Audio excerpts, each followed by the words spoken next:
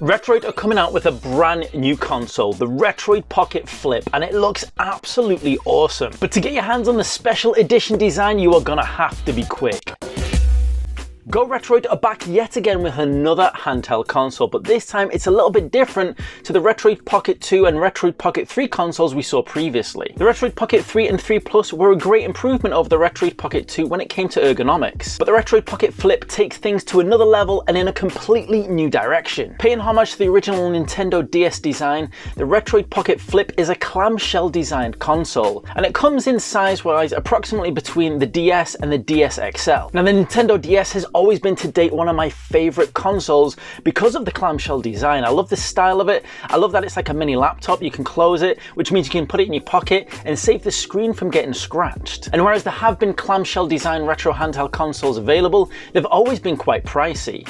And one thing we know about Retroid is they always price their consoles really well. And the same can be said for the Retroid Pocket Flip, which is around about $164. Now in terms of power and spec, you're pretty much getting the exact same console as a Retroid Pocket 3 Plus, with the same CPU and GPU, specifically a T618 CPU and a Mali G52 GPU. The real difference in the Retroid Pocket Flip to the Retroid Pocket 3 Plus is in the ergonomic design and the style of it, as well as things like the sticks and the shoulder buttons as well. The Retroid Pocket Flip comes with analog shoulder buttons, which is absolutely brilliant, especially if you want to emulate more modern games or even get into some game streaming like Game Pass. On top of that, there's an additional 2 extra programmable buttons in the form of M1 and M2, which we haven't seen on a Retroid Pocket device before. We're starting to see these programmable buttons appear more and more on consoles, especially consoles which want to cover a wide array of games across many generations. These buttons can come in really handy. Moving on to the other controls, the standard sticks now have gone back to the slider design that we saw on the Retroid Pocket 2 Plus. Now slider type sticks are quite polarizing in the community. Some people love them and some people hate them. And we can see why Retroid have chosen to go with them with this design, because it means you can close the console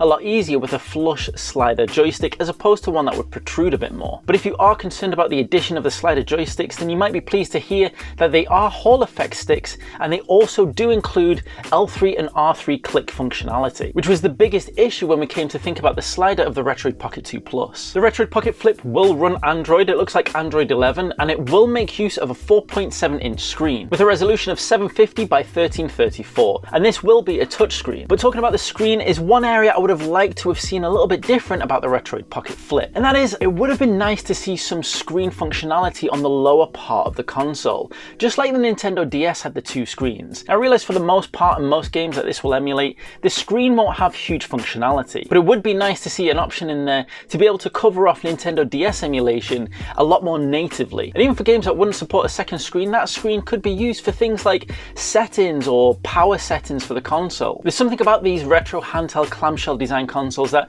make me feel like the control section of it is a little bit empty. There's a little bit too much extra space, and I think it's down to the fact that I'm so used to seeing the Nintendo DS consoles and seeing that extra screen there. Now not having the screen I'm sure will make for a much better feel in the hands, meaning that the controls will be able to be positioned in a much more ergonomic fashion. So it's not as if it's a bad design choice, but I would love to see at some point in the future one of these retro handhelds providing us with that dual screen technology. Now in terms of colour options, Retroid always provide us a nice selection, but this time around there's something special. First off, the translucent watermelon colour looks absolutely gorgeous, and even better than the translucent blue option we had for the Retroid Pocket 3 Plus.